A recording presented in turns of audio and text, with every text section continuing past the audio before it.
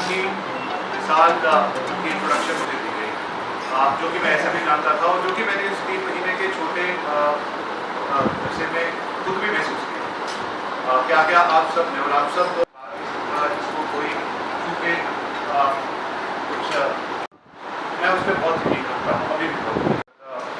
ये एडवोकेट राणा साहब ने मुझे कहा कि बर्न्स द हाउस, ये जाति है, इसका कोई डाउट नहीं, एकता है, इसका कोई डाउट नहीं, हम सब में यूनिटी है, आप सब में प्यार है, इसका कोई डाउट नहीं।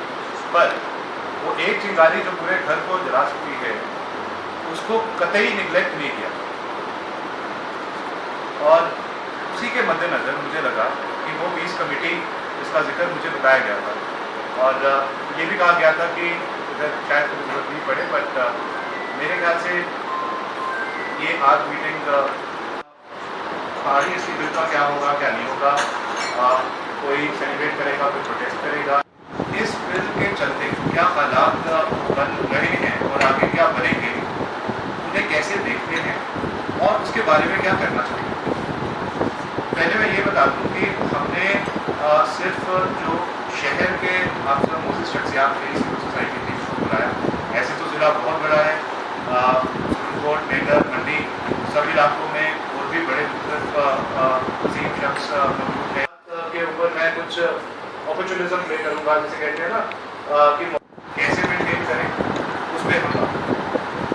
और ये भी मैं बताऊँ कि हम सब यहाँ बैठे, मुझे जो मैं जानता हूँ कि हमारे रियाज DC SSP साहब की आज पुलिस है, सब अफसरान की कैपेसिटी लिमिटेड, आप सब की कैपेसिटी हम सबसे काफ़ी ज़्यादा है किसी भी चीज़ को अचीव करने में, किसी भी तरह के हालात को कंट्रोल करने। हम आप सबके बगैर हालात कंट्रोल नहीं कर सकते, ये मैं जानता हूँ। दूसरे को नहीं, अपने बच्चों का सोचें, ये सोचें कि आप सब अपनी पूरी ज़िंदगी बिता के अपने बच्चों के लिए, अपने पोते पोतियों के लिए इस तरह का कुछ छोड़ना चाहते हैं।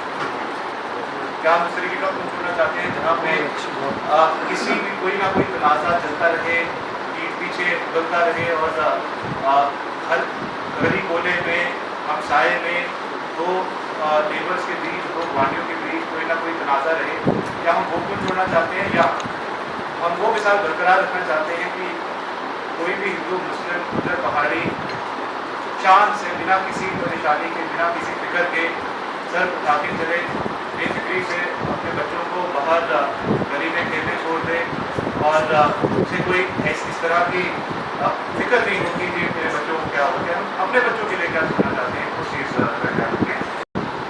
मैं एक बेनती करता हाँ कि असी हिंदुस्तान के अंदर रह रहे हाँ, और हिंदुस्तान ने सानू बहुत बड़ी आज़ादी दे के रखी है कि तुसी अपने ग्रीवेंसिस जिहड़े ने वो खुल के सारे के सामने रख सकते हो। प्लेटफॉर्म है साडे पास, प्रोटेस्ट करने का हक है साडे पास, पर यह हक जिहड़ा है कॉन्स्टिट्यूशन के अंदर होना चाहिए।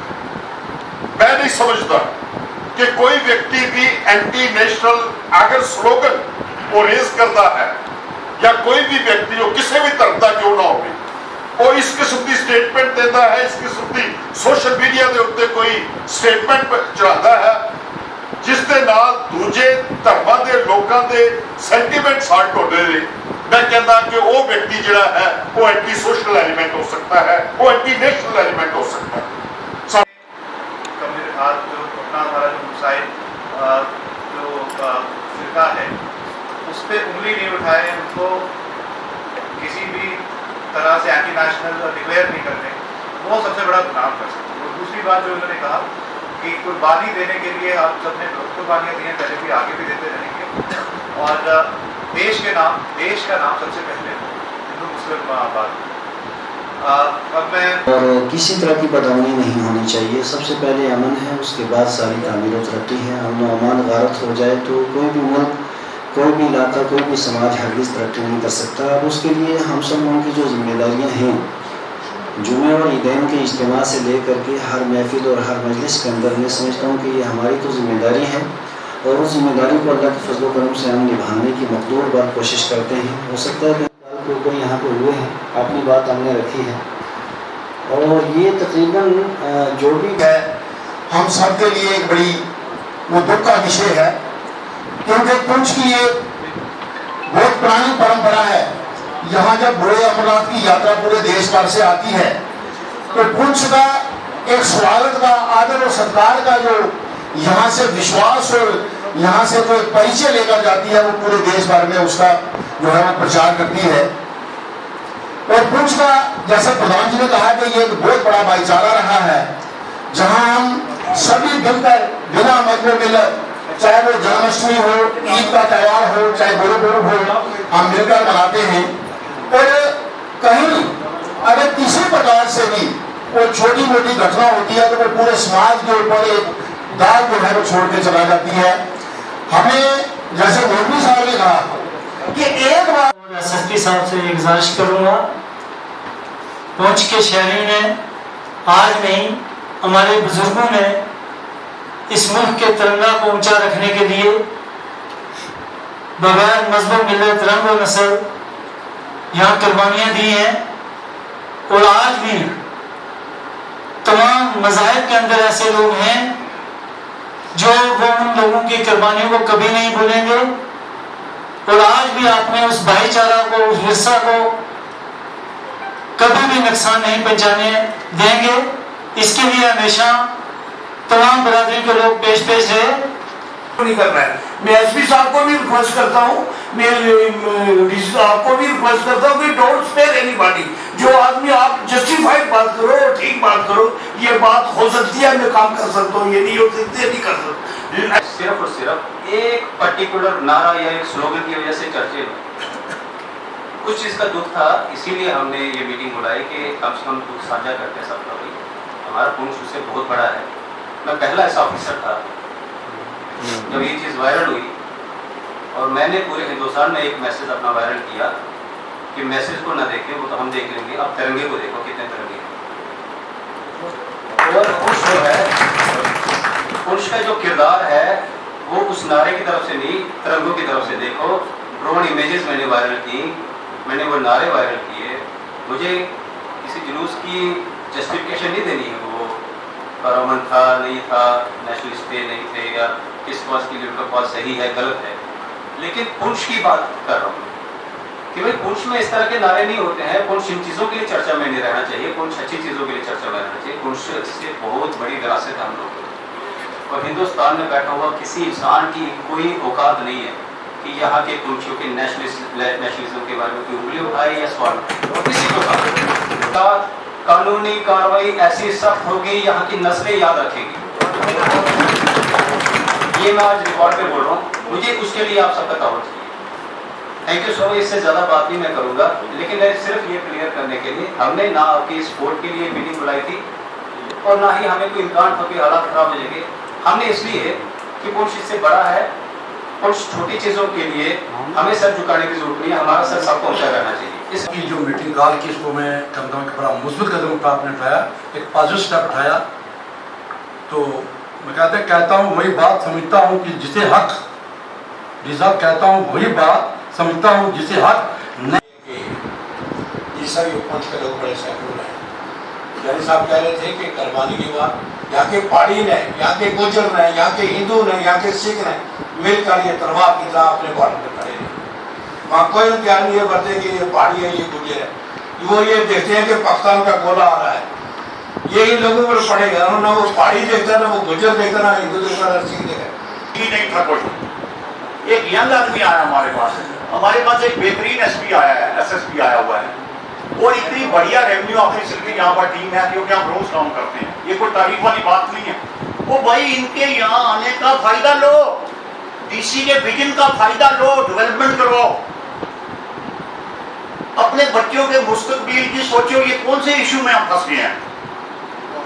डीसी साहब एक चीज में आपको बिल्कुल से और सब हजरात की तरफ से मुबारकबाद पेश करता हूँ कि आपने पीस के लिए हम सबको इकट्ठा किया। अमन एक ऐसी नेमत है कि इस नेमत का उन लोगों से पूछिए कि जो इस नेमत से महरूम हैं। वो इलाके, वो देश, वो कंट्रीज और वो रीजन्स के जहाँ पे अमन नहीं, वहाँ पर किसी भी तरीके का न सुकून है, न तरक्की है और न दिली इत्मीनान है। जाहिर सी बात है कि जब हमारे इलाके में अमन नहीं होगा, शांति नहीं होगी। ऐसा किया है वो इंटेंशनली ऐसा नहीं, ये पुंछ की मिट्टी ऐसी कोई जज्बात में आ गया, गुस्से में आ गया, टाइम नहीं कुछ हुआ, मैं सब चीजें ठीक है। मैं ये वाला चैप्टर में नहीं जाना चाहता क्योंकि एडमिनिस्ट्रेशन बहुत से पहलू देखती है, बहुत कुछ देखती है। हमें तो दीवार तक नजर आता है, आपको दीवार से पीछे भी आपकी नजर है। तो ये चीजें जो है वो वक्त के साथ और इससे पहले भी ये हादसे हो चुके हैं। से मिलोगे, जब आप इलाकों में जाओगे तो आपकी खिलाफत को लोग जरूर करेंगे, जिनके साथ 10 लोग आपके साथ आते थे, 2-4 लोगों को ये कह कर आते थे कि हमारे बिना किसी की नहीं सुनता। अच्छा गुजरा है, असद साहब का भी गुजरा है, लेकिन हमारी आपके साथ फोन पे मैंने बात की थी, आपको कुछ नजर आ रहा था ऐसा। कहते हैं coming events called their shadow before. जब आप और एसएसपी साहब पुंछ आए, आपका जो साया था वो पहले ही लोगों के जहन में था कि ये किस किस्म के ऑफिसर हैं और कैसा कंट्रोल करेंगे। यहाँ लोग चापलूसी करके ऑफिसर से फायदा उठाते हैं, मगर लोगों को ये पता है कि ये ऑफिसर इस किस्म की बात मानने वाले नहीं है। हुकूमत ने पूरा कंट्रोल किया हुआ है और जिस ऑफिसर को शान के खिलाफ बात की हम सुनने के बाद जो मेरी समझ आती है, शायद छोटा हूँ या मेरी समझ कमजोर है, अगर इस इंसिडेंट को हम रोकना चाहते, इसके लिए कोई ज़रूरत नहीं थी कि डीसी साहब को मीटिंग बुलाएं, एसएसपी साहब को मीटिंग बुलाएं। मुझे लगता है कि जितने लोग हम लोग यहाँ बैठे हैं, अगर हम खुद किसी जगह इकट्ठा हो गए, क्योंकि ये एसटी का जो मामला है कोई इतना बड़ा मामला है नहीं, लोगों को उकसाया जा रहा है। किसी के एक आदमी को जाके कहा जाता है कि आपका जो एसटी का 10% मिलता है वो कम हो जाएगा, जबकि एक होम मिनिस्टर ने ओपन स्टेटमेंट दी थी कि कभी भी जो पुराना एसटी जो गुज्जर बकरवाल का जितना भी परसेंटेज है वो सेम रहेगी, वो पहाड़ियों को अलग से उसकी परसेंटेज दी जाएगी। अभी तक तरीके से बाहर हम नहीं हुए, जो भी मामला है मैं मुबारकबाद देता हूँ पुंछ एडमिनिस्ट्रेशन को। उस दिन मैं देख रहा था लाइव प्रोग्राम, मैं सिविल था, एक्चुअली में डेथ हुई थी तो लाइव ही देखा मैंने। अगर जो हमारा आती गेट जिसको बोलते हैं वहाँ एडमिनिस्ट्रेशन वो चीज न करती गाड़ी, अगर आगे आते कोई ऐसा इंसिडेंट बड़ा हो जाता जिसमें आज हम बैठने के काबिल भी नहीं रहते।